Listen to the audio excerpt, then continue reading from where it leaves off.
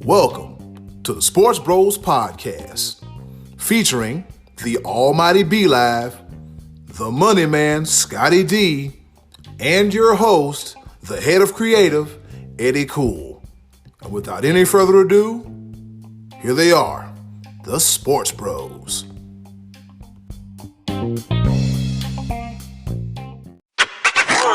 Hello there, what's going on, world? This be your boy, Eddy Kool, a.k.a. the HOC, and guess what? This is episode 39 of them things of the SportsBros podcast. That's right, we've been doing it for quite some time. It's the holiday season, jingle bells, ho, ho, ho, grandma got ran over by the reindeer, all that festive stuff, all that good festivus. But I'm not going to waste too much time. I'm going to go ahead and introduce my co-host. It's been a while, but, I got to make sure things together. All right, we got the man himself, the almighty B-Live. Bah humbug. Yeah, let's go ahead. That was a nice introduction and everything to all this holiday season. I ain't doing it because you know what? Ain't nothing festive going on when it comes to fantasy football. I'm gonna save it. Pro football ain't doing right for me. Just all of it. Just anything that's related to pro football, bah humbug. So I'm gonna go ahead and I'm gonna start switching over to NBA and NHL right now. Oh wait, I do have college football. Oh yeah, you know what? Hold on, let's save it. We're about to talk about it, and then on the other side of this podcast, there's one guy that his professional football team decided to show up, and so go ahead and introduce him real quick. I'm doing too much. All right, cool. And as always, the money man, Scottie D. It's beginning to look a lot like Christmas. Where? Go. Yeah, man. You live in North Myrtle. There's nothing that looks like Christmas right now. I am in the Eddy, Christmas do you even have any spirit snow? down here in the 70-degree weather, baby. Woo! Let me open these blinds. The little bit of snow that's there is melted, so that's that. That's because I know I got a gift coming on Black Monday. Jason Garrett is going to be a goner come Black Monday. So I'm looking more forward to that. That's my gift. I've been wanting that gift for many, many years, and it's on its way. Gerald Jones is going to give it again. Well, Jason Garrett, it just ain't what it is, and you got to go, Jason. I'm sorry, but you got to go. You got to go. Woo, Gerald. Because I know you guys think I'm going to be super happy today because the Cowboys had an outstanding game on Sunday. But Jason Garrett is still in charge, so I fully expect the letdown that's going to come at 4:30 on Sunday at Philadelphia. So we'll get to that here in a minute, but that's where I'm at. But I'm in the Christmas spirit, baby. So let's give some love to our listeners, shall we? All right, we're going to give some love. You got something to say, B-Live? You had something to say? No, not really. Nobody gets any love. But nope. I just thought about it. Nope, no love is to be given, unless you're a Clemson fan. You get no love from me. And already, we're 3 minutes in, all roads lead already. That's what we do. Let's talk about it. I'm ready. All right, and that's a perfect segue into the brief recap. Well, not much recap, but here's what it is. All right. The college football season, the regular season games have been played. The conference championships have been decided. There's only one thing left, the national championship picture. With that being said, we got the college football playoff matchups. Since we didn't have a show last week, we're going to go ahead and just briefly talk about the matchups. And they go as follows. We have number 4, Oklahoma versus number 1, LSU. And number 3, Clemson versus number 2, the Ohio State University. B-Live, I know you're chomping at the bit to opine on your beloved, reigning, defending, all that and then some Clemson Tigers. So shoot first, man. All right, you know what? I've been contemplating how I'm going to approach this playoff picture. I've been thinking about it. I'm not going to start off with Clemson right now. I'm not going to do it. I'm gonna start off with a spoiler. Upset alert. Oklahoma beats LSU. Oklahoma beats LSU. Honest to God, I think that LSU, their defense is spotty at best. And Oklahoma's been proven with Jalen Hurts to have one of the more dynamic offenses that LSU, I don't think, has seen yet. If LSU let Alabama freaking drop 45 points on them, let the likes of, there's been a couple other games where they've allowed, I think Ole Miss, they allowed like 31, 38, something like that. I'm not going to all that Google stuff and everything. I think Oklahoma beats LSU. LSU right now is sitting on the high horse with all the accolades. Joe Burrow won every award. He won every award, and justifiably so. He had an amazing season. I think his completion rate, it might be a record. I think it's like at 78%, which is unheard of. For just think about it. Three out of every 4 passes was completions for him. And you got to think of the amount of times that quarterbacks throw away the ball if nothing's open, et cetera, stuff like that. Different scenarios. 3 out of every 4 he completed. And this is against the almighty SEC defenses. Get out of here. Anyway, I want to start off with that. I think that's going to be a very interesting game. Both games going to be very interesting because now I can talk about it. Clemson versus Ohio State, Part 2. Finally. Fiesta Bowl. Ohio State will score a point in Arizona this time. They'll score a point. I think it's going to come down. I think it's going to be a touchdown difference. But I think, honestly, Clemson plays with a chip on their shoulder because nobody wants Clemson to be there. They haven't played anybody. The lowly ACC. What are they going to do when they play finally a ranked team? And da da da da da da. I don't know if people have been really watching, and maybe they don't understand the Clemson dynamic and what Dabo Swinney thrives on. He thrives on being the underdog. And I don't even like to say, in Vegas is starting to feel it too, because Vegas, even though Clemson's number 3, Vegas has Clemson favored in that game. But Dabo Swinney will have a way to make sure that Clemson is the underdog. And thank you, College Football Playoff Committee, for making it so. But it's going to be closer than what it was 3 years ago. I tell you that right now. It's not going to be 31 to H.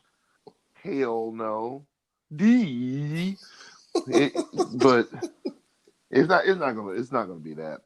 It's going to be a close game. It's going to be a hard-fought game. I give all the respect to Justin Fields, J.K. Dobbins. It's going to be very interesting. But I see Oklahoma versus Clemson national championship, and that'll be another a rematch that Clemson has also won.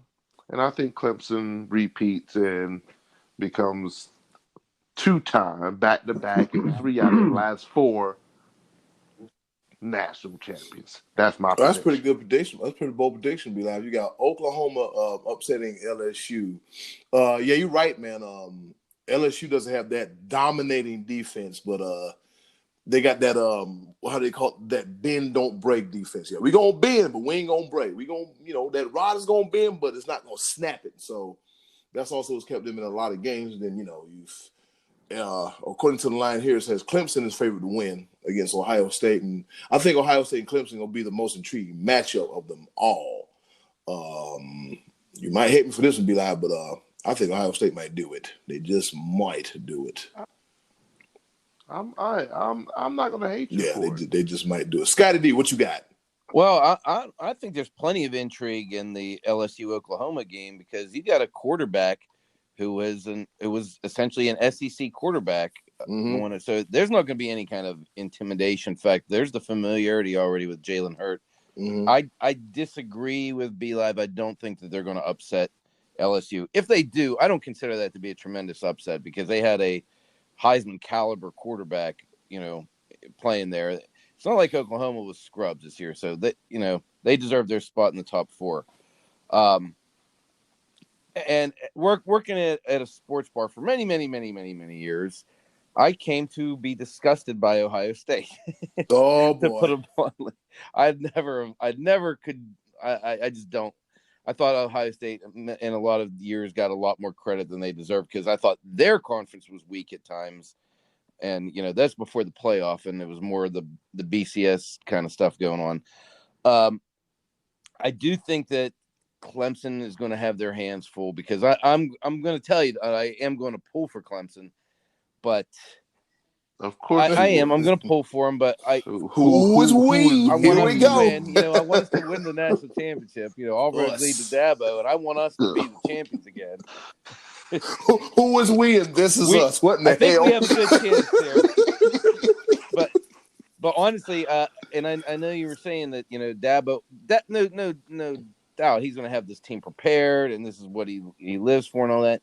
But Clemson just hasn't really been hit in the face much. I mean, I know they had the tough contest with North Carolina earlier in the year, but even last year, the path to resistance wasn't that. I mean, they pretty much took care of business easily last year. So I think when they get head to head with Ohio State, they're going to have if they get hit in the mouth, they're going to have a hard time responding. That might be an exaggeration, but what I'm saying is that they just haven't been tested as much. They're not battle tested as much. And if it comes down to it, I kind of see Ohio State winning that game, as much as I hate to say it, because I want us to win, but I do think we're going to have LSU and Ohio State. And I hope I'm wrong. That's the name of this episode. I want us to win. Yeah, I do want us to win. Such a safe way to go. Here's the one thing. I will agree with you on that sentiment, Scottie D, when it comes to battle tested, because if I'm not mistaken, this entire season Clemson has not been behind. Exactly. Yeah. And even in the playoffs last year, they were pretty dominant. So they haven't been pushed around where they haven't had to dig deep really, other than the North Carolina game. And that was a game that, we all felt they should have won probably more easily than they did. But yeah, I tell you what, I've considered Nick Saban to be the best coach of our generation. I still think Alabama's going to win this national championship somehow. I think Saban will figure it out. Get him off this podcast. Because between this who was we and now that silliness that came out of his mouth just now. But so I want to say this though. I want that is my concern when it comes to Clemson. If they get hit early, if they go down even just 3 points, I know they have the resolve. I know they do. They've come back before in tough times. Dabo knows how to coach these guys and bring them there, but it's going to be. There's just no substitute for experience, and this team, the way it's assembled right now, hasn't really had that. Well, see, but then again, I like the way you put that, but what team besides Clemson has more playoff experience? Clemson's been there. That team has been there before.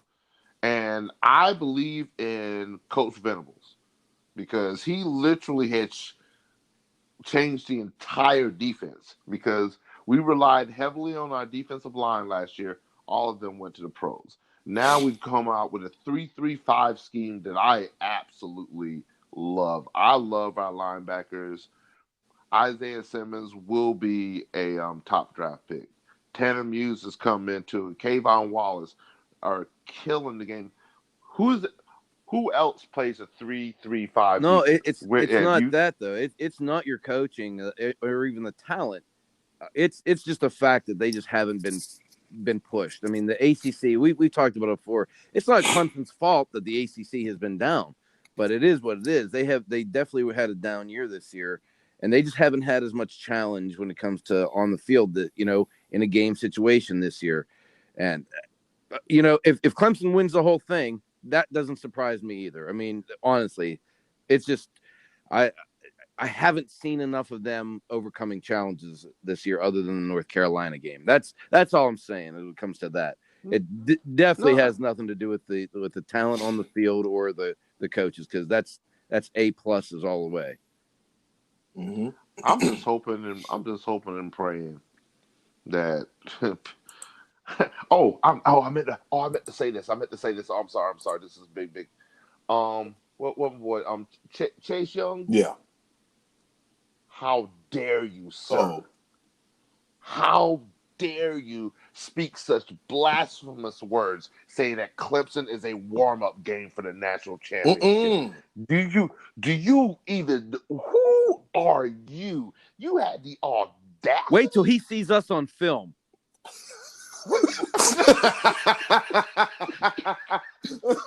I can't stand you, Scottie D. Oh man, he hasn't watched the film on us yet. This hashtag this is us. Hashtag who is we. God bless America. But Chase Young, thank you for the locker room material. And that could be a factor too, honestly. That could really dude, that could fire up the troops. Jesus, what are you thinking? The disrespect.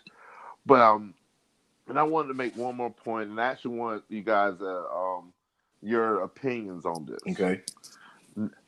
The college football playoff as it sits right now, what does that speak of when it comes to the transfer portal? Wow, because you got 3 quarterbacks that all transferred from top-level schools and now taking their teams to the playoffs. And then you have Trevor Lawrence.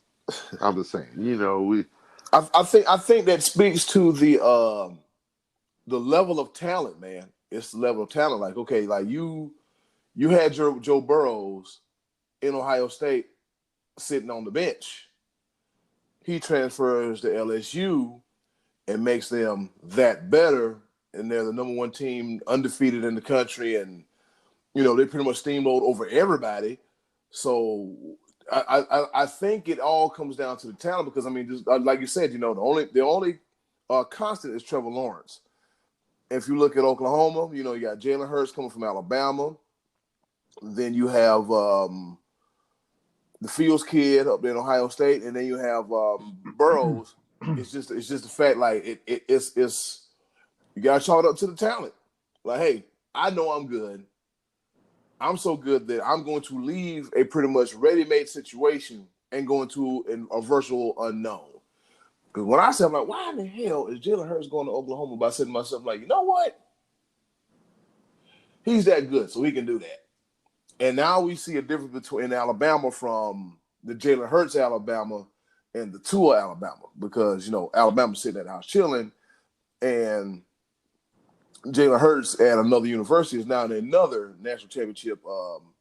Is back in the playoffs.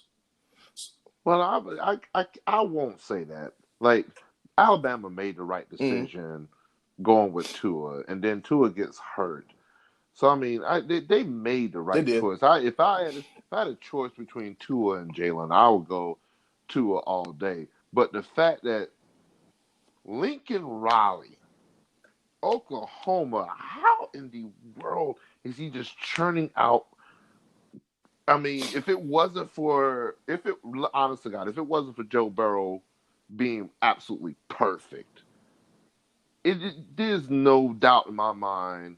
And the Kansas State thing, there's no doubt in my mind that Jalen Hurts would be the 3rd straight quarterback that wins the Heisman. Yeah, from Oklahoma. and it makes it just like, and I'm looking at it. Jalen Hurts to me still wasn't that good. I mean, the dual threat. I mean, he's a big dude. His passing is still yet to be determined. But the fact that Lincoln Riley in Oklahoma has this dude doing amazing things is, and another fact, Jalen Hurts 4 straight playoffs. Yeah. He's been in the playoffs 4 times, so he's been there. That could be another factor. Like, Jalen Hurts been there 4 times. Joe Burrow has been there once. Justin Fields has been there once. Trevor Lawrence has been there twice now. So it's going to be interesting. It's going to be very interesting. Scottie D, where you at? I have zero opinion on this. Oh, boy. You know, Scottie D is waiting for the quick lane bowl where his beloved Pitt Panthers, the Fighting Pat Narduzzi's, play against Eastern Michigan. Aren't we counting down to that game? Yeah, it'll. Who was we? Here we go. Our Pitt Panthers. You is counting. Yeah. So it'll be Thursday the 26th against Eastern Michigan, who got to have the ugliest uniforms in all of college football. Look like a back bed of a truck. What the hell is that? I understand the lineage. I get it. But, yeah, a big fan of it. All right, so that wraps it up for the college football playoff matchups, previews, and predictions. That was a good spirited conversation, fellas.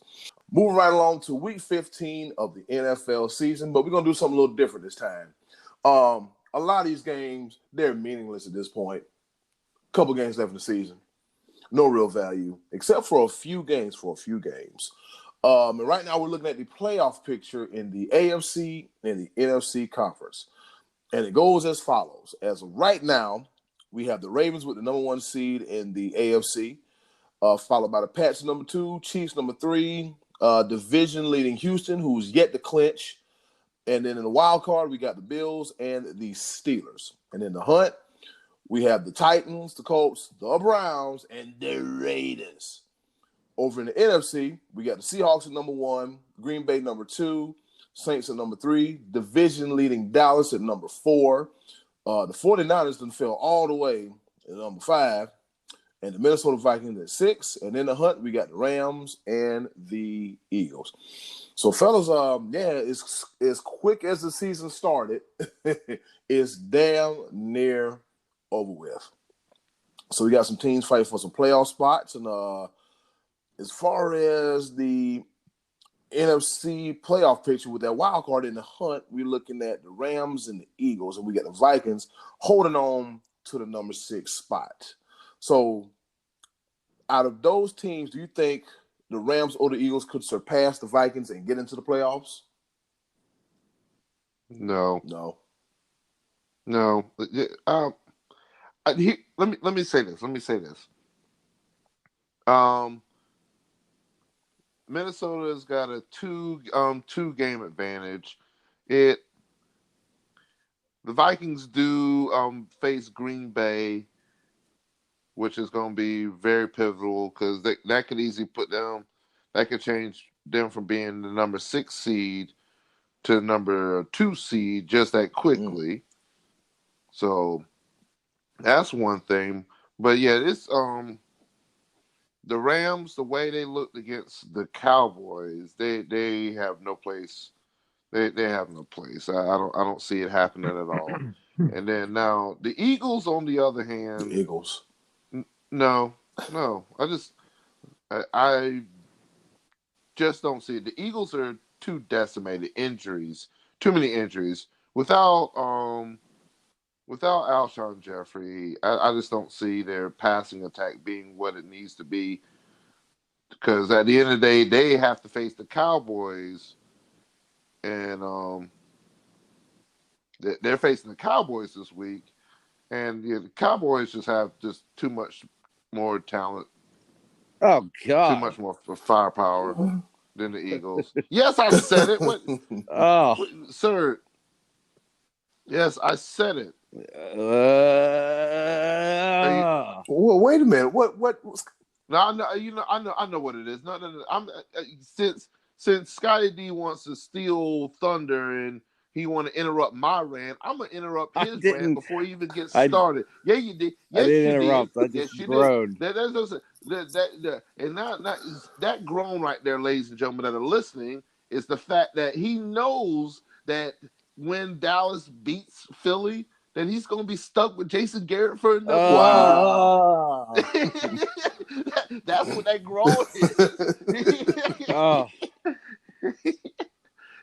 It's almost to the point where he doesn't even want Dallas to go to the playoffs because he knows that Dallas does not have a chance to win the NFC. So he just wants to get rid of Jason Garrett. That's no why question. he's I want that right to now. happen. No question about it. The Eagles and Cowboys game this coming week is essentially a playoff game because you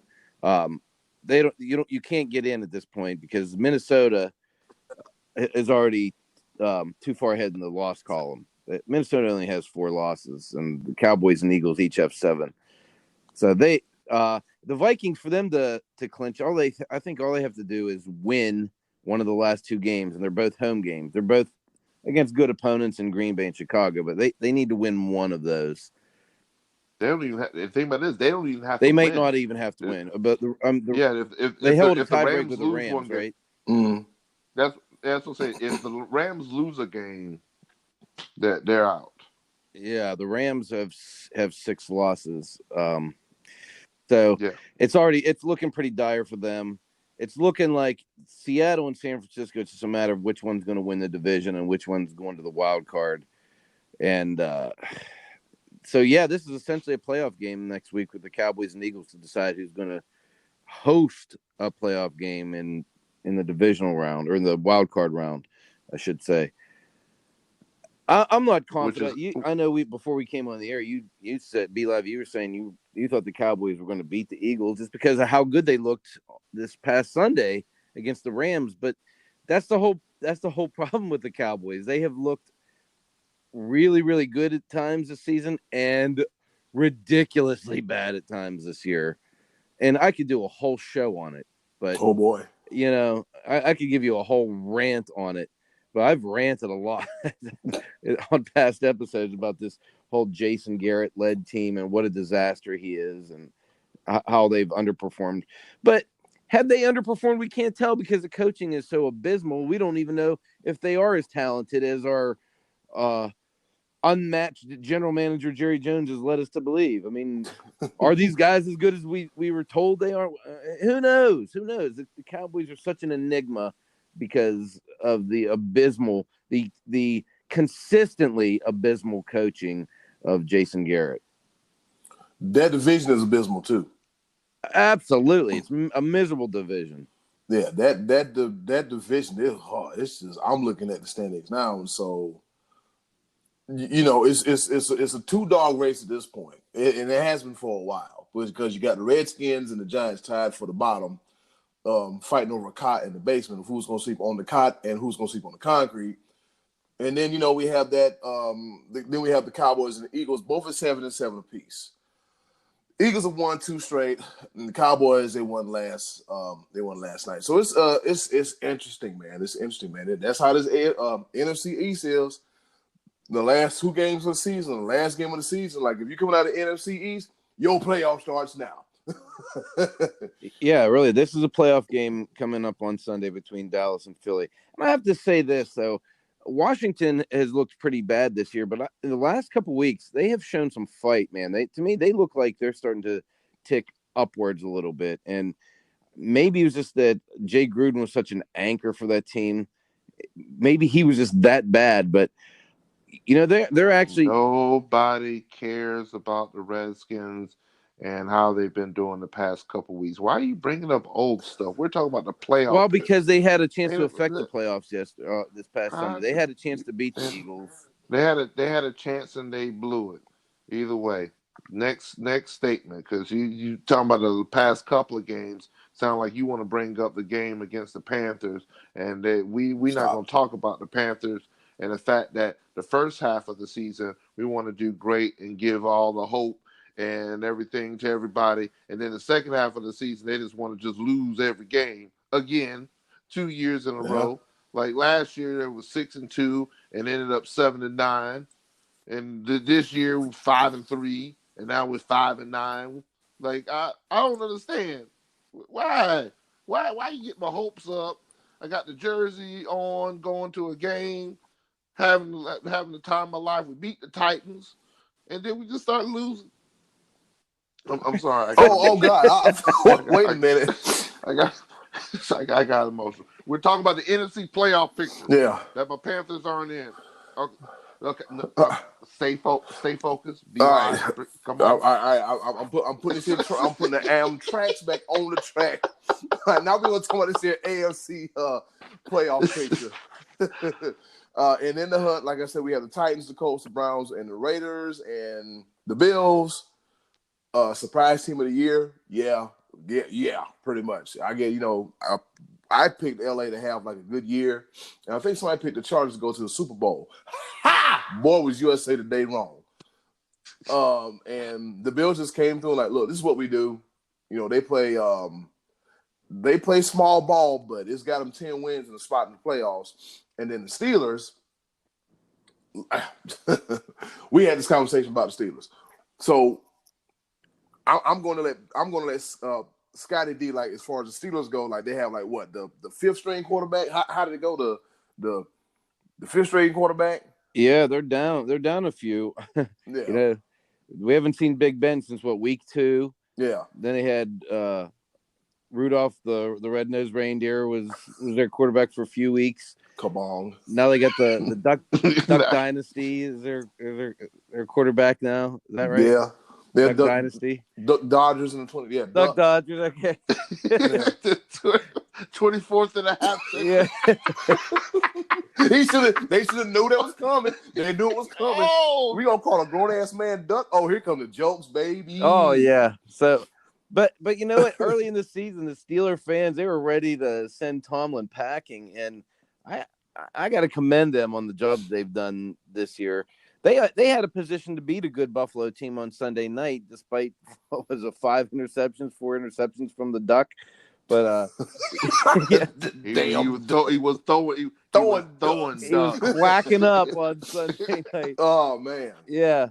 Jeez. So I got to give the Steelers a lot of credit, and I hate them, but they've made this season interesting for their fans. When they looked early like this was just going to be a throwaway season, once again, the Browns are disappointing, but I remember in the preseason, I said I thought that the Buffalo arrow was pointing the right way, but I certainly did not think they were going to be 10-4 at this stage in the season and be playoff bound. I didn't even consider that, and so kudos to them for getting the good coaching. The Ravens, I didn't see that one coming, not like this. And certainly not like this. No, I didn't. I didn't expect them to be 12-2. I didn't expect Lamar Jackson to be like this ultimate weapon quarterback that he's been, and he's been fantastic. He's going to be the MVP, I think, when it's all said and done. I still think I'd like the Chiefs to come out of the AFC though. At this point, at the beginning of the season, my Super Bowl prediction was the Rams and Patriots rematch, with the Rams winning it this year. That doesn't look like a good prediction at this point, but as it stands right now, New England has shown too much vulnerability the last month of the season. I know they still have the really good videotape staff to help them get through the playoffs. And here they are. Oh my God. They've always got the videotape weapon working for them. But I'm still liking the Chiefs, and my biggest holdup with them is Andy Reid in big games, but I'm looking at the Chiefs, and they're the one that's jumping off the page at me right now. And I know it's kind of hard to imagine right now. I'm not picking Baltimore, and I'm not officially picking anything. I'm just saying I just feel like the Chiefs right now, they're red hot, man. I can see them making a deep playoff run here, right on into the last game. I understand that, man. The Chiefs are back to click. You hear that sound? Oh, they're clicking. They are clicking. Houston need to go ahead and win the division and get it out the way and just go ahead and make it do what it do. But then those Titans, man, they had their chance on Sunday, so yeah, they did have their chance, man. But I like the Titans, but I think it may be too little, too late, man. I mean, who would have imagined that change the quarterback from from Mariota to Tannehill, and then Tannehill has this great rapport with rookie wide receiver A.J. Brown. And I'm like, hey, they look like a complete team. And then you got Derrick Henry. I think as farther the season progresses, he gets stronger. That big bruising running back. So they actually are going to get another crack at the Texans. Yep. That final game of the season could mean they got the Saints first. That's gonna be a tough one. But it is a home game, and then they have to finish at the Texans. That's probably good news for the Steelers because that's their competition to get into the playoffs. And Tennessee's got 2 really tough games to finish up. Yeah, man, the more tough Titans, man. So and from the looks of it, the Raiders and the Browns, and forget about it, y'all done. That's and the Steelers, they have a game that they finish on the road. They have to go to the Jets next week, which you say that's a winnable game, but I'd still say the quarterback advantage is with New York, and then they finish at Baltimore, and who knows if the Ravens are going to be playing their guys. They might have nothing to play for at that point. They might have home field locked up and not even need to put Lamar Jackson on the field. So because just as it stands right now, Baltimore is playing Cleveland next week. Baltimore wins against Cleveland, they've got it locked because they already have the tiebreaker over the Patriots, which is that's game right behind yeah. them. Yeah, so Baltimore wins at Cleveland, which that's going to happen. And they're motivated because they lost to Cleveland earlier in the season, so they want to avenge that loss for sure. So they're going to be motivated to win that game and have essentially an extra bye week in week 17. The way it looks, so it's set up for Pittsburgh, but hey, that's why they play the games, boys. Exactly. You play to win the game. Yep, you do that. Go ahead, be live. Yeah, Pittsburgh has to do it on the road too. They travel to the Jets and then they travel to Baltimore. But like Scottie Too Hottie, the money man said, Baltimore pretty much they're going to win against Cleveland next week, and then they're going to rest their players. Yeah, Lamar Jackson, literally there's a lot of reasons why teams would play the 16 games, but Lamar Jackson, nah. Let him rest. He has been running and doing everything. And, they won't have much of, if any, motivation to play that game against the Steelers. But then again, I mean, some rivalries do cut deep. Big trust. So I love this time of year, though. I love the way the season ends up here going into the playoffs. This is a lot of fun to watch right now. Oh yeah, with the scenarios and the situations and everything, it's great, man. It is great. Yeah, the Colts play tonight. We're recording on Monday. We release on Tuesday. They play the Saints tonight in New Orleans. Yeah, that's gonna be a little too tough. Because the next 2 games that they have are relatively easy because they face the Panthers. God, I'm sorry. That's not an easy game, boys. Wow. What the? I was not ready for that at all. Ladies and gentlemen, for those that are listening, and please don't cut that. That was Scottie D just growling on our recording. And mimicking firing up the troops. Firing them up. Wow. I'm keeping both of them in there. This is great. Wow. Anyway. We take 1 week off and then come back to this. This is awesome. I love it. Oh man. So right now everything has, like Scottie was saying, like it just Pittsburgh, I think, makes it in, and then they travel to Kansas City. Cause let me see. Well, you know what? Nope. I'm gonna switch that up. Buffalo will beat the Patriots. Buffalo beat the Patriots. I can see that. Yeah. Buffalo beats the Patriots. Disagree. The Chiefs win. Chiefs move up to the number 2 seed. The Patriots don't get a first round bye. They lose in the first week. I still think the Patriots handle the Bills next week. Is this a home game or? It's in New England, right? It's in New England. Now that's where it's different. That's where it gets a little different. Just because the Patriots have struggled doesn't mean they're still not the Patriots. Yeah, that's true. I mean, it's just like they've lost what? They're 11-3. So for the Patriots, as far as they're concerned, let's go ahead and get this out of the way now. And when the playoff time comes around, they're 11-3. We'll turn that switch around and everything will be everything once again. And that is it for week 15 of the NFL, aka the preview to the preview of the upcoming playoffs. And now, our favorite part of the show, the choices of the voices. And thank you one more time to the wonderful and lovely Mrs. Button as she introduces our favorite segment of the show. She ain't lying. She telling the truth. She 100% honest about it. She's honest with hers, and I appreciate it. The choice of the voices section, where we ask you the question, and then you give us the answer, and we give us something to talk about on the show, and we just go back and forth, talk a little trash, pick at you. We might put you in the penalty box, but it's all good, spirited fun. Scottie D, what was the question for the choices of the voices this week? It's been a while since I asked this, but going back into the archives from the last couple weeks, I asked, what's the worst call you ever saw in football, college or pro? It's been a while, like the song says. It has. It's been a while. All right, and so here we go. We got a nice little turnout here, and let's get it started. We got Trina Dunn. She said the Fail Mary, worst call ever. And she says, does it count since they were replacement officials? Yeah. Absolutely. Yeah. I got to tell you, that was one of the ones that was near the top of my list when I thought of this question, because I remember the mass confusion in the end zone of one referee signaling a touchdown, one referee signaling touchback.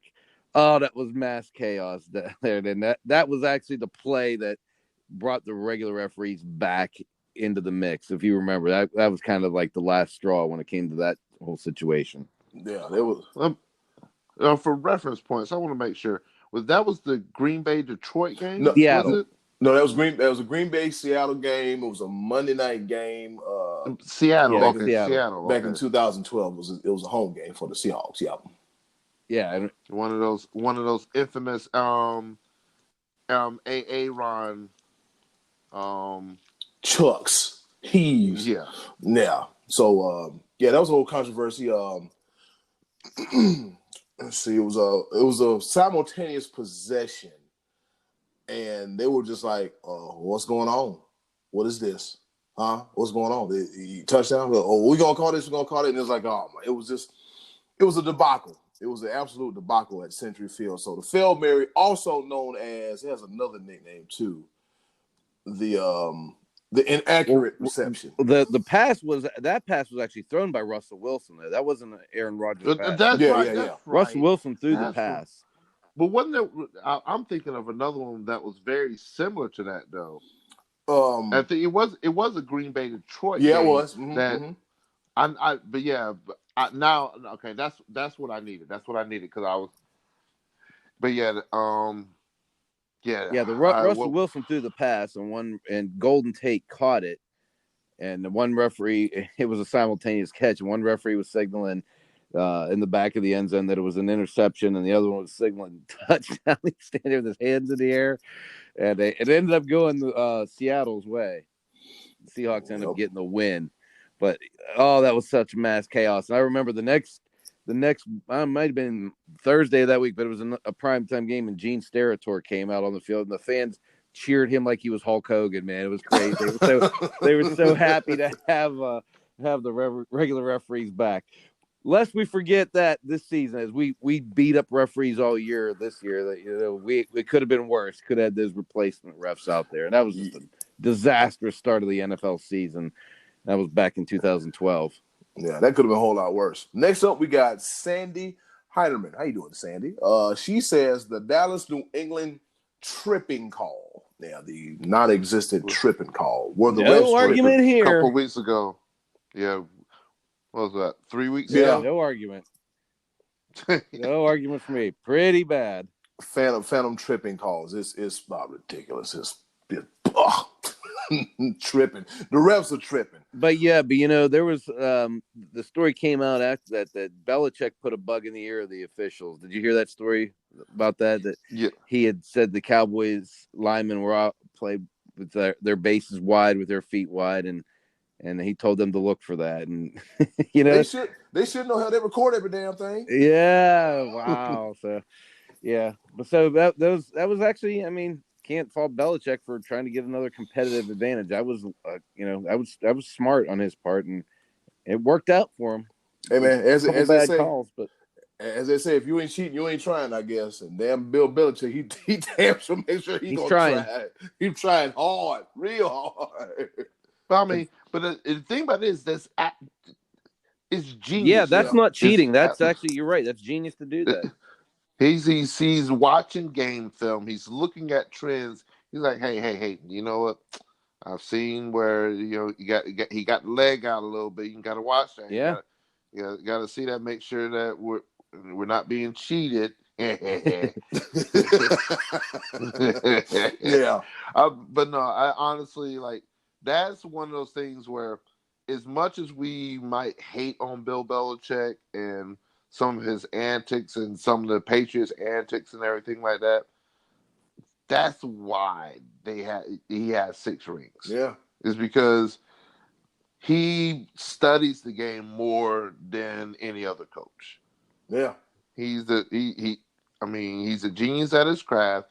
He studies things that other coaches don't do. He has a system that other coaches don't do.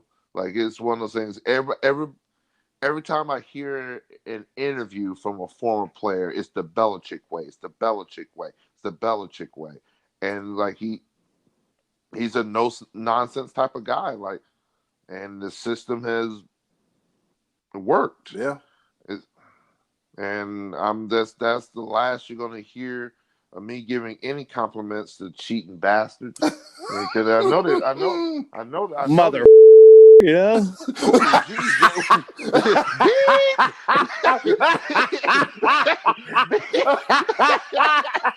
Hit that edit button, Eddie Kool.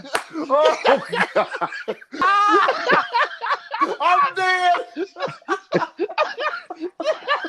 Oh, God. Oh.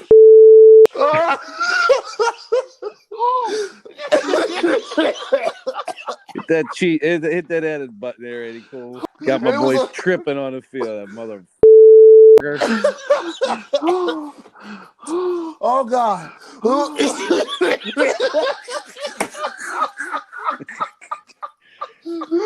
Ladies and gentlemen, we here at the SportsBros podcast, we try to keep ourselves very censored. We want to be family oriented. And so, but we do have our moments. So we do apologize. Oh, man. I can't do it. I swear to God. Oh, man. Yeah, I've moved on. I'm good. Oh, Scottie D, don't change.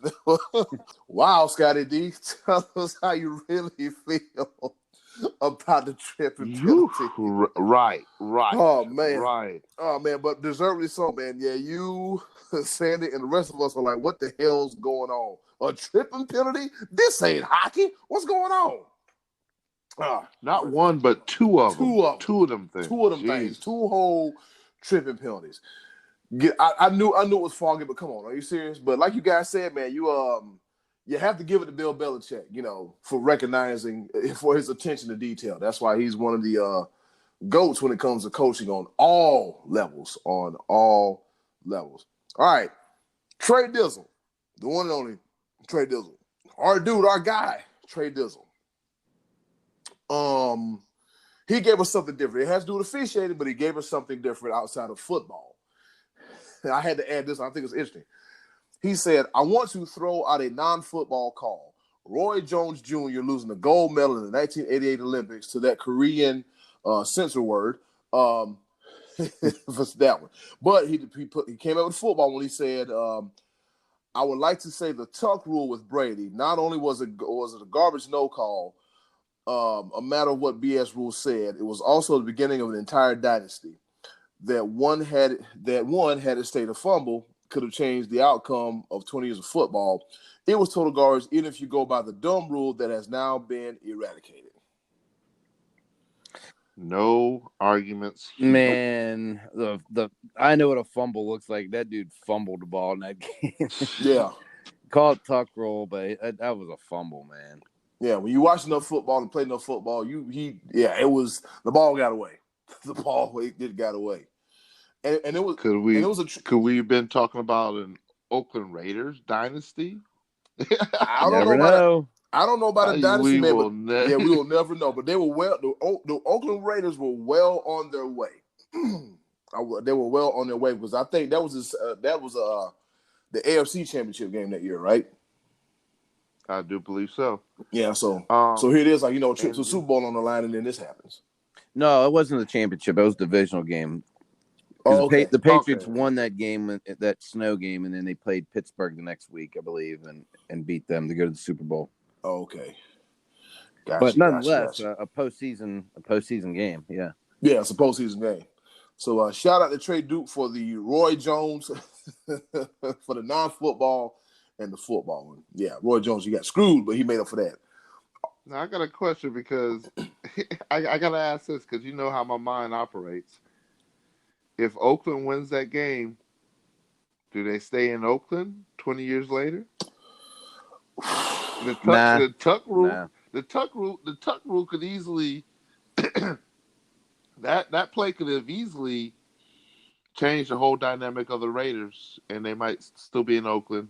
I doubt it, but because good chance they lose to Pittsburgh the next week. Yeah, right. And then Pittsburgh has 7 rings. Yeah, laughing. And Tom Brady. And then Pittsburgh would have played the greatest show on turf, and they would have lost that game. So the Rams would have had the extra ring. Yeah, that could be. Yeah. How history was changed by that one questionable call, tuck rule. Yep, that Bill Belichick, that mother. All right, cool. Don't you say that? Yeah. Oh man, I gotta find my dump button. Somebody bring me a dump. I need what does Eddie Kool want for Christmas? A dump button. Can I please get a dump button or a sensor button from somebody? All right, moving right along. Friend to the show, JR. He says, let's see the block on Steven Garcia. Don't know why he put Jeff Garcia there. Steven Garcia, when South Carolina played LSU, he said the NFL would have to be the obvious face mask when Philly played the Detroit Lions this year on Miles Sanders. I'm trying to remember that play. Which one? Because I remember the Steven Garcia one. That joker said a pick. A whole pick. But yeah, who was watching the Philadelphia Eagles play the Detroit Lions? What a that's what hit it, Keith. Nobody.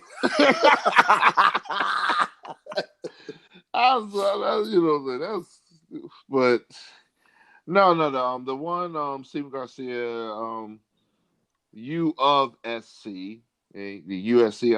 I see University of Southern California. I used to be an advocate of saying USC was South Carolina. You should still say that. You should still say that. I should, but I can't do it anymore because y'all changed it. Yeah, we're just South Carolina now. It was U of SC. Yeah. You of. Yeah. you of us. Yeah. You of ain't doing much of nothing nowadays with Muschamp in them, but I'm not even going to that. Oh, not much. I've always called Will Muschamp ever since he was in Florida. Will Muschamp. He looks like a chump, all right? But I mean, he's done some good. He hasn't completely crapped the bed, but this year was just. Well, I say this: it's almost unfair. Yeah. How do you combat what Clemson is doing right now in the state? You can't. This is almost unprecedented. Like the entire Clemson has almost dismantled an entire conference. Yeah. So it's like, and it's not looking any better. And just for the record, just want to throw that out there. Clemson is back atop the 2020 recruiting rankings. Alabama did jump up with a 5-star recruit, with Clemson jumped right back up top. So we're 28 straight wins with the number 1 recruiting class going into 2020. Yeah. All roads lead to Dabo. Yeah, I can't wait to see this running back we got. Oh man, he's good. He's good. Running over people. Run over people. Are you talking about Tavian Feaster, the guy from Clemson? No. Oh, my bad. No. Shut up. No. Our recruit, our running back recruit. No, I forgot his name. I know what you're talking about. All right, so here we go. All right. Yep. So shout out to JR for the Miles Sanders reference and the play I will call the pick. Okay, the ref said a pick. I'm not gonna say that. My mom raised me better than that. All right, moving right along. What's going on? A terrible Pete Talansky. He says, I have no specific one to mention. It's just the fact that the league has become soft, and if you breathe on the quarterback wrong, you get called for a flag. I get it. I mean, it is grown from being a go get the quarterback to go protect the quarterback kind of league. And I get it, but you gotta let the defense play defense. I need these refs back in Super Bowl 50. Oh man, just saying. Just saying. I'm gonna leave that there. Yeah, because I need those refs to protect my quarterback, Cam VP. All y'all Panther fans that just gave up on my dude. Y'all terrible. I'm in Kyle Allen. You know what? My bad. I go off on a tangent again. take the show back. The next episode of the SportsBros podcast will be all rants, raves, and tangents.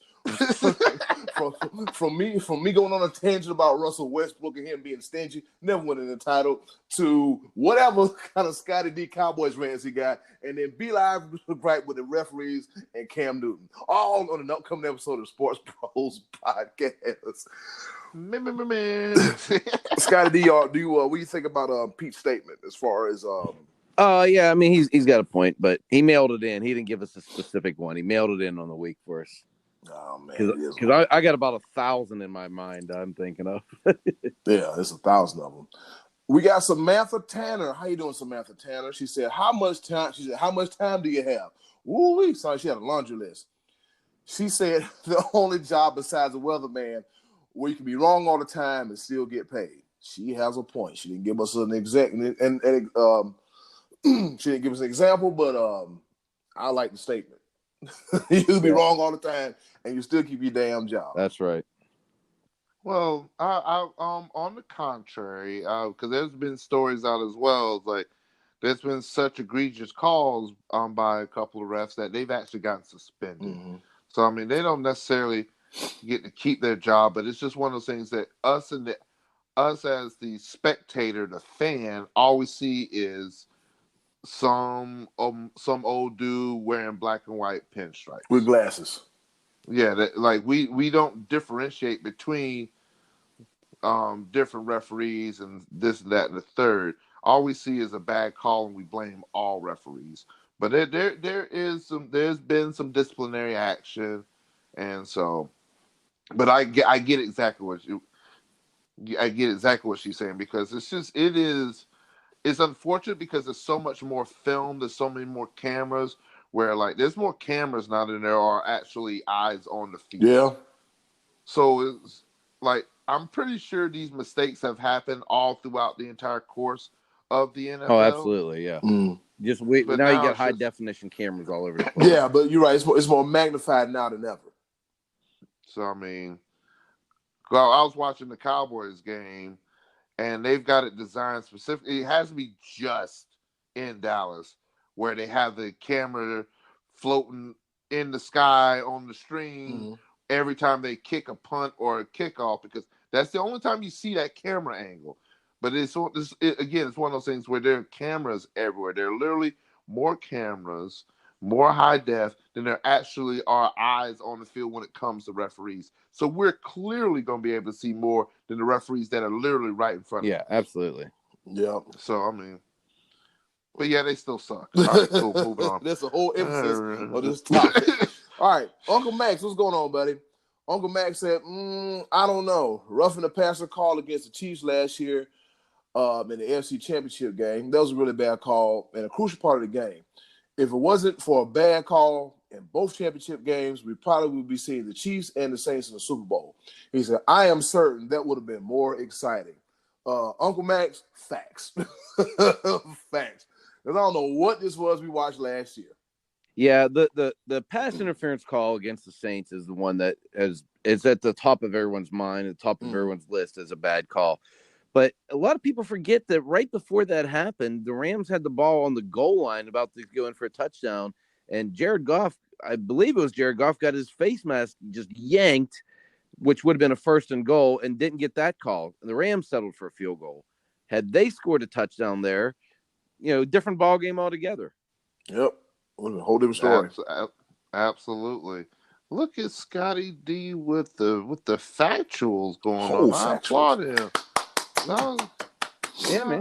I watch a little bit of football once in a while. I'm just impressed because a lot of people don't talk about that fact. Like the fact that call not being made was sort of a get back because they missed the call beforehand, and I've seen that quite a few times, and not just football, but I've seen that in a lot of sports where referees know they missed the call, and they will deliberately not make another call to sort of balance the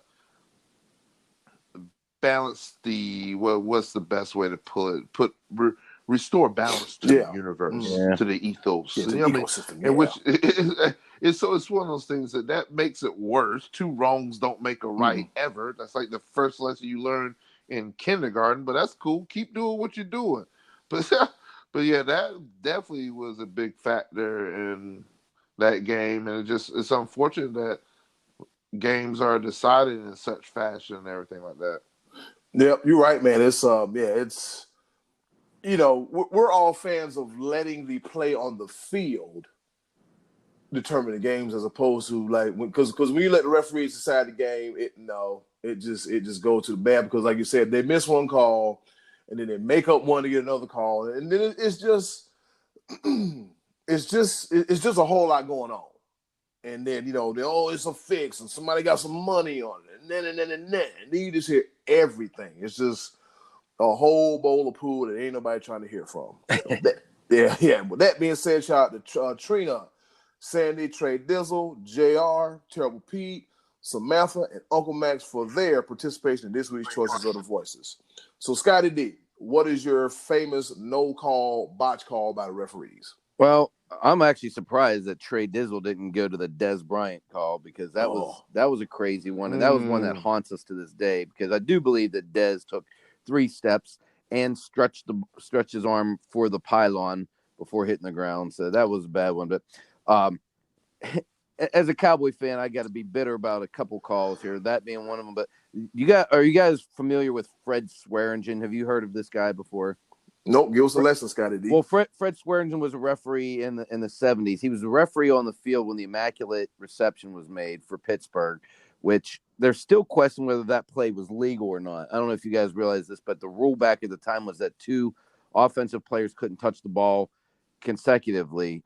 So whether that pass was legal at the time, even assuming that Franco made the catch, which you can never see the bottom of the ball on the replays, that there was question about that. But anyway, so moving on to Super Bowl 13, late in the game, the Cowboys and the Steelers are playing, and Benny Barnes and Lynn Swann's legs get tripped up. Benny Barnes was a defensive back for the Cowboys, and it should have been a no call. That's Fred Swearingen. There he is again on the field.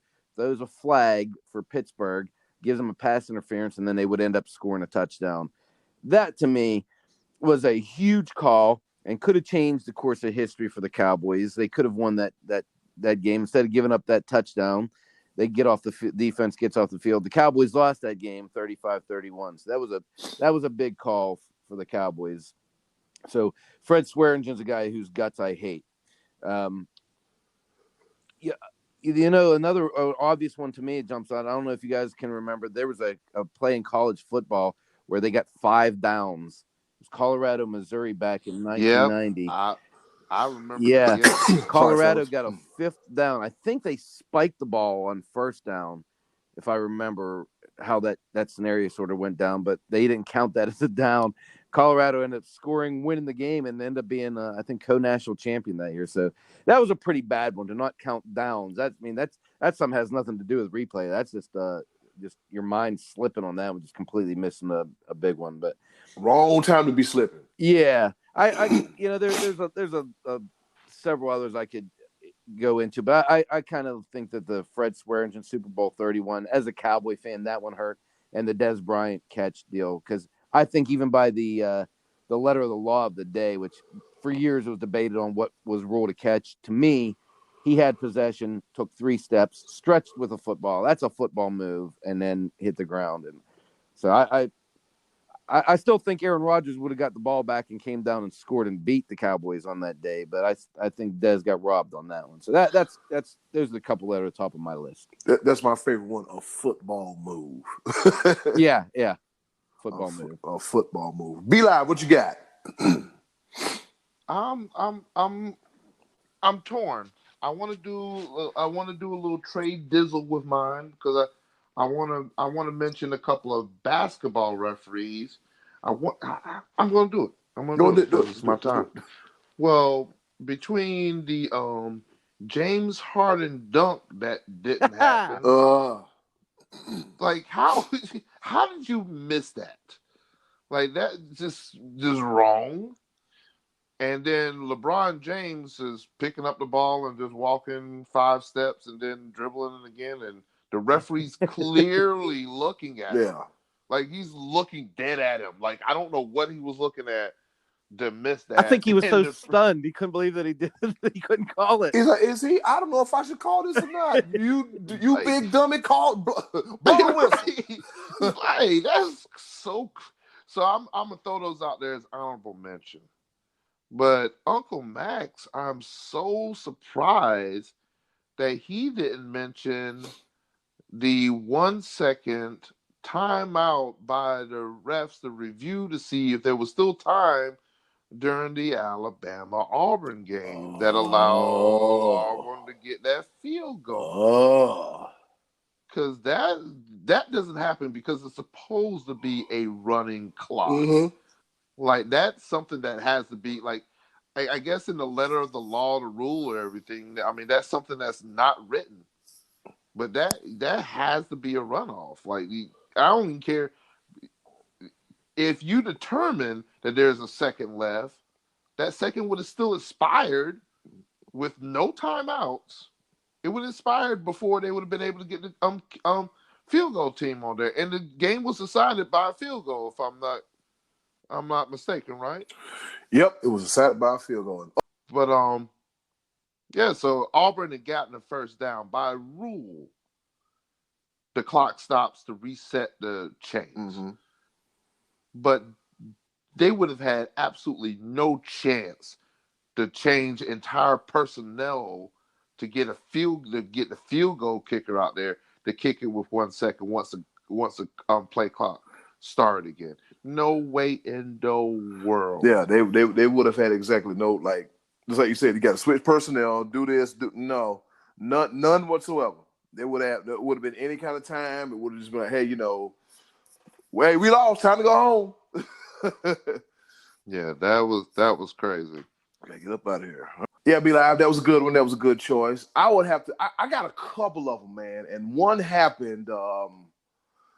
Of course, JR beat me to it. The pick that was set by the referee on Steven Garcia against South Carolina and LSU a few years ago, and another recent one. I think it was a Monday night game, if I'm not mistaken. And you remember when we were in was it San Diego? Yeah. Between the Packers and the Lions, and the 2 no calls.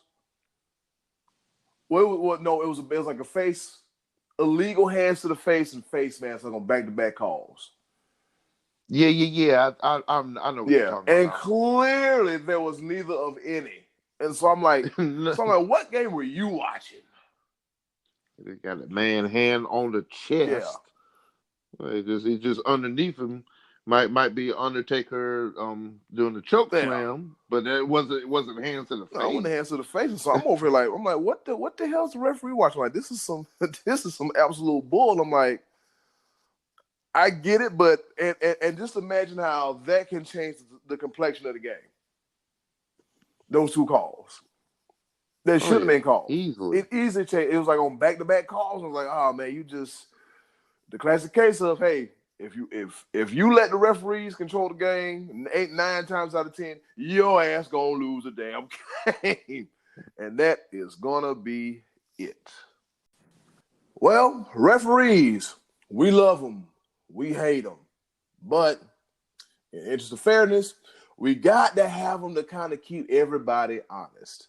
So we want to give a shout out to everybody who participated in this week's edition of the Choices of the Voices. Scottie D, what you got for next week? Well, we're coming down to the end of the wire here of not only the year, but the decade. But what do you feel was the biggest sports story of 2019? Biggest sports story of 2019. A lot to choose from out there for this past year. A lot to choose from. Fellas, do you understand that we are at the end of a decade? Heading into the roaring 20s, boys. Yeah, the roaring 20s. Headed into another decade. All right, and that's it for this week's versions of Choices of the Voices, and we look to see you again real soon. All right, it's getting to that time of the show where we get ready to wrap up and get up out of here. But before we go, we're going to give it to you hot, spicy, entertaining, informal, and everything else, all the above. And I'll go first.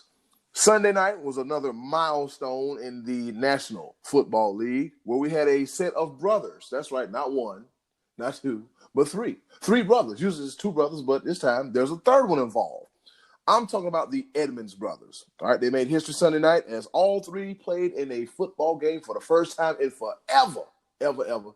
All right, we got Trey Edmonds, who's a running back for the Steelers. His teammate is also his brother, Terrell Edmonds. He's a safety for the Steelers, and they played against their brother, Tremaine Edmonds, a linebacker from the Buffalo Bills. Their father is former 2-time Pro Bowl tight end, Farrell Edmonds, who played for the Dolphins and the Seahawks. It's a family affair. Hey, whoo. It's a family affair. Hey, don't sue me because I ain't got no money. Over to you, Scottie D. Nice. All right, so a day after the Washington Nationals signed Steven Strasburg to a ridiculous 7-year, $245 million contract, Brian Cashman said, hold my beer. I'm going to get in Garrett Cole, and I'm giving him 9 years, $324 million to break the bank. That beats Mike Trout's average of $35.5 million a year. Mike Trout, a guy who plays every day, mind you, for Garrett Cole. And has been proven in the past, not all Major League Baseball players are suited for playing in New York. Man, I hope Garrett Cole is, because if not, he's going to be there a long time and making a lot of money. So this is Brian Cashman's way of saying we're going all in. We have to win the World Series next year or the year after for him to make such a big financial commitment and such a long-term commitment. Personally, I think it's too long. Don't like it. Let's go Yanks. Over to you, B Live. Boo. I'm sorry. My bad. I just heard "Let's go Yanks" and that's my immediate response because I've never liked the Yankees and I never will. Understood. That's all right, cool. We'll establish that. Oh well. So I'm going to dabble in the world of boxing because I finally got the chance after freaking months and months of just working always on Saturday nights. I got to see a premier boxing match. And in my eyes, pound for pound right now, the greatest boxer that exists right now, Terrence Crawford. Man, watching him was beautiful. It was absolutely beautiful. It was a good boxing match against Kavaliauskas. But then Terrence Crawford in his fashion dominated. He was better conditioned. He started laying a jab, and he has an uppercut that it's a beautiful thing because you don't see the art form in boxing too much anymore. Like I have all kinds of respect for Deontay Wilder. Mm-hmm. I do not want to see him ever. If I do not want to piss him off because he will knock you clean out. Not the way he. Did you see the way he knocked out damn Yeah. King Kong Ortiz? But yeah, It it was crazy. But you don't see him. He's got that one hitter quitter. He's just throwing haymakers for the most part of it. Terrence Crawford was piecing freaking Kaulaskas apart, like jab, uppercut, hook, combination, and then he knocked them down, and then like literally you saw the change of the look in his eyes when he hit the mat, and then he got back up, and Terrence Crawford said, "Nope, this is over with." And he had his own one-hitter quitter and came across with a heavy right and just laid him right back down. The referee had no choice but to throw the hands up. It's over. It's over. Please don't hit the man no more. But it was one of those things. I finally got the chance to see a good boxing match, and Terrence Crawford, hats off to you. The art form of boxing, I thoroughly enjoyed it. Eddy, Kool, here's the ball. I think boxing's coming back, man. Boxing was in a dark place for a while, man, but boxing's coming back, man. It's coming back in a major way. And I like it too, man. Because, I've always wanted to follow boxing. I'm like, won't know who to follow. And okay, well, now I know I can follow this one. I can follow that one. So it makes it worthwhile all over again. My second pepper point goes to the one, the only, Rob Gronkowski, the newly retired former member of the New England Patriots. Why do you ask? He's my second pepper point. After 9 years and 3 championships later, he stays his place in immortality as he has been named one of the handful of tight ends on the All-NFL 100 team. See what you can do in 9 years, fellas? The impact you can make? He was a mismatch. He was a problem. And if you ask me, deservedly so, to get his spot into the NFL all-time 100 team. And don't be surprised if you see him in the Hall of Fame sooner or later. Over to you, Scottie D. All right. So this past weekend, the United States President's Cup team traveled to Australia to take on the world, and the best player of the weekend was Tiger Woods. Tiger Woods, y'all. Tiger Woods got a couple points out of there. He was the captain. The U.S. team made a big rally on the final day in the singles competition, as is kind of their trademark in these formatted the Ryder Cup, President Cup formats. But Tiger just won a couple weeks ago in Japan. He seems to be back on track. He seems to be in a mental place where he knows how to control what tournaments he should have and keeping how his body's going to respond from week to week. Golf season is kind of wrapped up here at the end of the year, but it won't be long before we talking Masters. And it's got to make you wonder, is Tiger Woods going to be the favorite of the Masters in 2020? Over to you, Be Live. All right. Tiger for 2020, president. Book it. All right, Make cool. Tiger great again. All right, I'm going to switch gears. I'm going to go to the NBA because I want to set up a juggernaut of a matchup this coming Thursday. Oh. NBA Finals preview when you get the Milwaukee Bucks, winners of 18 straight games, against the LA LeBrons. The LA Lakers. That's what I meant to say. The LA Unibrows. The LA. All them. But man, I am so excited about this matchup. Like this, are the Bucks really who we think they are? Because this is the test right here. Because I've been watching. Of course, ESPN will not allow me to not watch a whole bunch of LA Lakers highlights and everything. But if I'm not mistaken, I'm getting old and senile. I think I put the Bucks in the finals. I think I did before we didn't we have an NBA preview episode? I think we did. I have to look back at that. I believe we did. And I think I put the Bucks. Pick the Sixers. Did I put the Sixers? I thought I picked the Bucks. I think I picked the Bucks. We'll research that. We'll research that. I think I picked the Bucks and the Clippers. I think that's what I did. And I still stand by that. And the Bucks are every bit of what they are.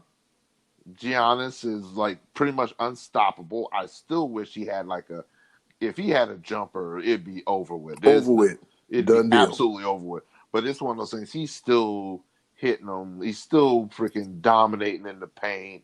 Freaking take 2 steps from half court and dunking the ball. Somehow,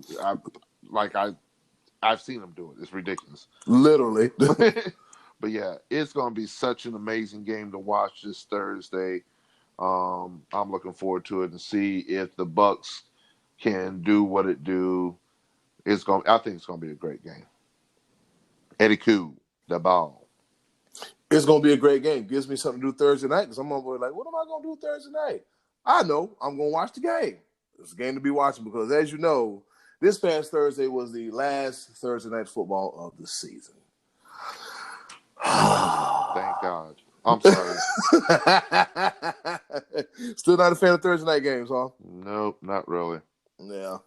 They told me extending the season. Nah, we good. And third and final pepper point on my end, it goes to an African guy we just mentioned, LeBron James. You know, LeBron, I don't have any kids, okay?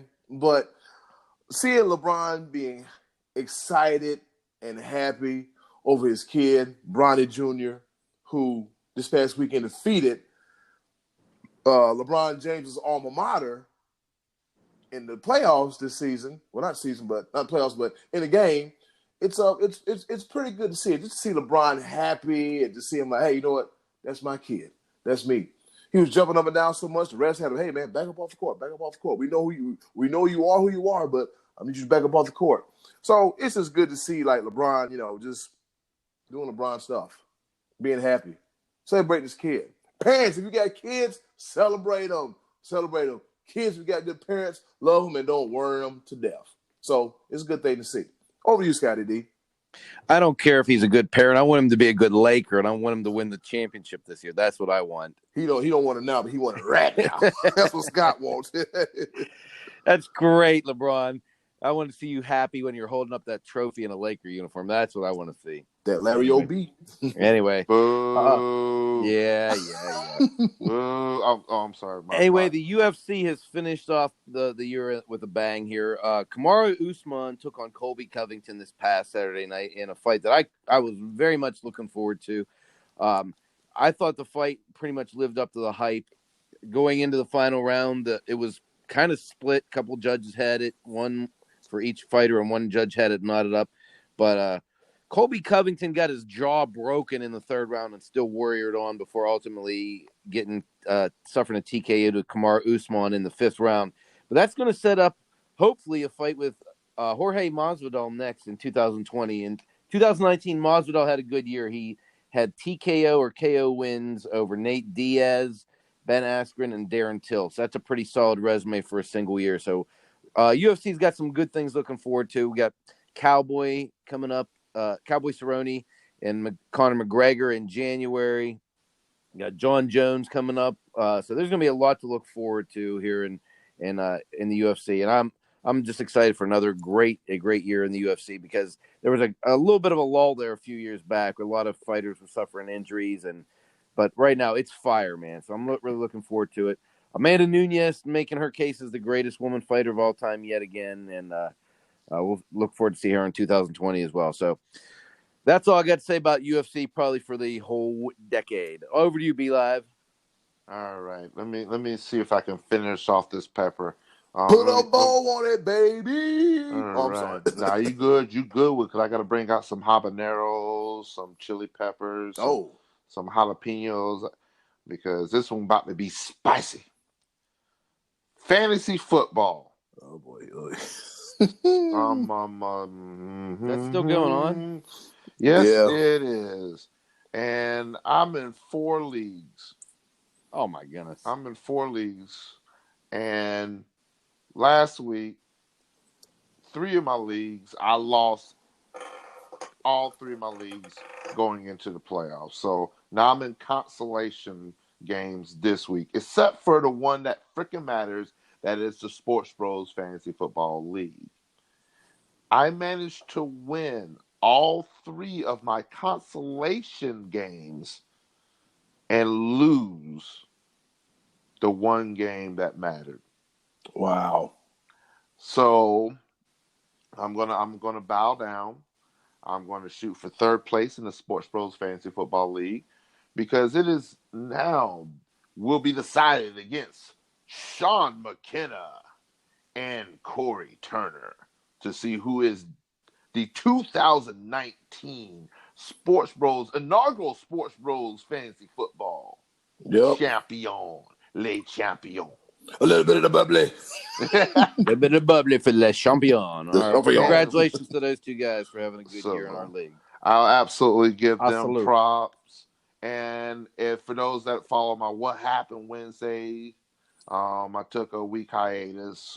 We all did. We took a week off. But yeah, 2 weeks ago, it still stands. Tyler Lockett is dead to me because now, since he was dead to me, I put him on the bench, and now he wants to get points. Now he wants to go off. Now he wants to catch the ball. Now he wants to be open against my wonderful Panthers secondary. You mother! All right, woo! Let me bring it back. Let me bring it back.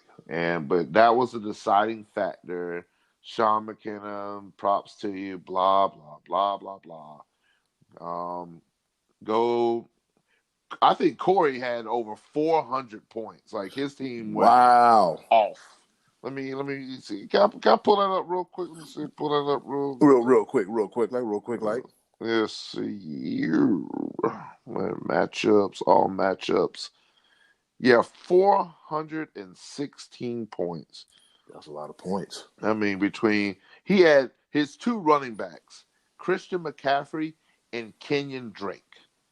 Jesus. And they went I'm sorry. And throw in Miles Sanders as his flex. All three of them, we have a different scoring system. All three of them had 64 points. Wow. His three running backs, each one of them, not lying to you, 64, 64, 64. Yeah. See, our football league, we do a Wild Wild West scoring system. More points, the better. And so, sorry, Trey Dizzle. Because he would have beaten anybody with his 345 points, but he just, that was tough. That was a little tough. But that is the SportsBros Fantasy Football update. The championship is now set. Third place will be your boy, the Almighty Be Live, against Trey Dizzle. Is going down. I'm going to get third place. I got to at least get the bronze to add to my trophy case. And I got ninth place. Yay! and just for consolation, the money man Scottie D did defeat JR to earn himself a fifth place trophy. Hey! All right. Mediocre, just like Jason Garrett. Oh, no. So what you going to do, fire yourself this time around? Maybe. I have to maybe take my own advice there and fire the GM. He's going to pull a Shannon Sharp. I can't stand meat. All right, that's all we got for Pepper, fellas? Yes, that's sir. it, brother. All right, guys, I know you was wondering last week, well, where in the hell were the SportsBros podcast? In the words of Kevin Hart, let me explain. For the second time in less than a year, I lost another family member, and I had to take care of that while we were gone. You can ask Scottie D and Be Live. I strongly debated about doing the show, but it was best that I didn't do the show because, I had to be there for my family and make sure everything was good. And we gave my brother Everett a nice send-off. So to everyone, thank you for the calls. Thank you for the food. Thank you for the text messages and DMs. And thank you for just keeping my family and your thoughts and our prayers. We would never endure it. We would never imagine we would have to do this, less than a week away from my mom's the first year anniversary of her passing. But they're up there in a better place, laughing, joking, watching 49ers games. She watching Kobe Bryant, watching LeBron games. They're in a better place. So thank you very much. Thank you for understanding. And we continue to roll. No more funerals, Eddy. Kool. I'm done with that. I need some folks stay alive or something. Yeah, right. Something. It's ridiculous. Moving right along, Scottie D. This is the closing of the show. Where can the folks reach you?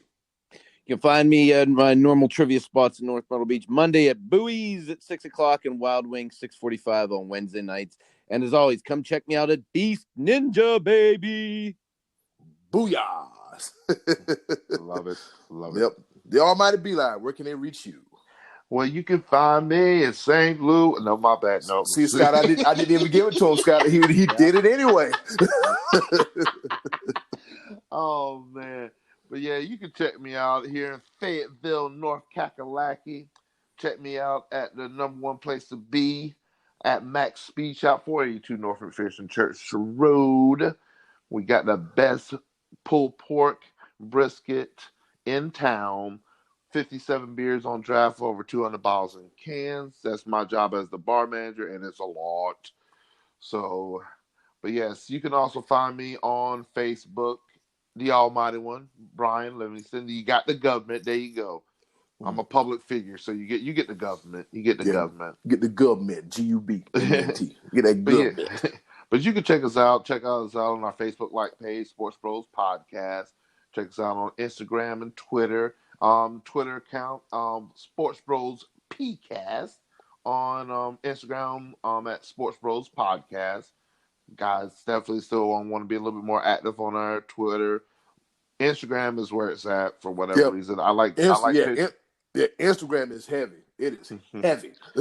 I like making memes and stuff, and just throwing a picture up there, and got jokes for days with and Be Live memes, hashtags, and all. It's what I do now. Check us out. We're gonna add a little bit more YouTube material. Check me out on Wednesdays. So What Happened Wednesday. It's gonna be back at it again this coming week. And one thing I definitely want to say to everyone out there, to all of our listeners, to our family and friends out there, it is the holiday season. Make sure to cherish your loved ones, because you'll never know whenever their number will be called, and so give them their flowers while they're yet still with us. Make sure to call your family, call your parents, call your loved ones, tell them that you love them. Just be loving and caring during the holiday season. It's not all about presents. Nope. It's about family and friends and being there for one another. And you never know the mental state of somebody and everything during this holiday season. So just look out for one another. I might be stealing. And please send me presents. No, Scotty, you was too grown for presents. Since you can send me gift cards. Gift cards are good presents, and I like new socks. Oh yeah, socks another way. You can't go wrong with a good pair of socks and drawers. You really can't. What has happened to us? Right on. We've grown up. Socks. Woo. Send socks to the. Do you understand? As kids, we did not want socks and underwear as kids. Too good for that. Now it's grown. Like, we got mad when I'll take them socks, baby. Yeah, so will I. I'm not even gonna lie to you. I'm gonna say it on the air. My toe is looking at me right now through these socks. It is hollering at me. Oh, holy sock, this toe is brightly shining. Oh my goodness. Eddy, get us out of here, buddy. You know what? If I was coming into this podcast feeling bad, man, you guys are the reason I wake up every Monday morning early at the crack of dawn, run home, get yelled at, and get this podcast done. And the listeners too, we greatly appreciate it. Oh my God. You can find me. Oh boy. Oh, we keeping this in. You can find me, the HOC Eddy Kool. You can find me on Facebook. We also have a YouTube channel, SportsBros Podcast. Somehow, some ways, we mentioned in the previous episode, we got 2 channels. We don't know how the hell that happened, but we're going to try to condense some stuff and just have you follow one page. We got a WordPress working too as well too. Let's see, the SportsBros PCast on Twitter, SportsBros Podcast on Instagram. Really check out the Instagram, is bumping and booming too. And of course, the Facebook like page. We can find us right there, talking everything sports, 24/7, 365, making it fun, making it entertaining. And we don't want to do this for us, but we do it for you, the listeners, who wants who wants an alternative to sports as opposed to the suit and tie, the uptight, and what they see on television. Got to give you something different, man. Got to give you something different. All right. And in closing, with that being said, as B Live opined upon earlier, do something nice for yourself. And if you can, do something nice for someone else too. They're greatly appreciated. Also, it is a holiday season. Please be safe. No drinking and driving. And as I stated before, during Thanksgiving, it's the wrong time of the year to be caught riding dirty. And with that being said, there's another episode of the Sports Bros Podcast. Yes, sir. Shout out to Elon. Shout out to Wofford. Wow. It's so hard being number one. I swear. Jingle bells, jingle all the way. Oh, what fun it is to ride in the one-horse open sleigh. Did I skip? Hey. Anyways, huh? Oh, I thought that was my part. Signing off. He said, I'm done. And we out. Bye. Bye.